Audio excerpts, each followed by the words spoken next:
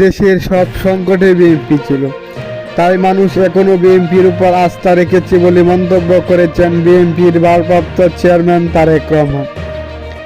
তিনি বলেন, ৭১-এর একদল মানুষকে যুদ্ধের মধ্যে ঢেলে দিয়ে ভারত চলে গেছে, আর একদল স্বাধীনতা বিরোধী করেছে। কিন্তু বিএনপি স্বাধীনতার, যুদ্ধ ও পরবর্তী সময়ে দেশের মানুষের পাশে ছিল, যে কারণে দেশের মানুষ বারবার বিএনপির উপর আস্থা রেখেছে। জনগণ বিশ্বাস করে আগামীতে ভালো কিছু করতে হলে বিএনপির নেতৃত্ব দিতে হবে।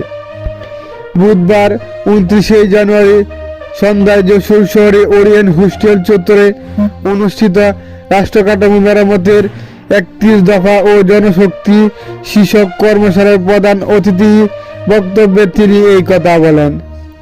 সকাল 10:30টায় শুরু হওয়া এই কর্মশালায় দ্বিতীয়ার্ধে সন্ধ্যা 5:20 ভার্চুয়ালি বক্তব্য দেন তারেক রহমান। এই সময় তিনি আরো বলেন, বিএনপি পজিটিভ পরিবর্তন করতে চায়।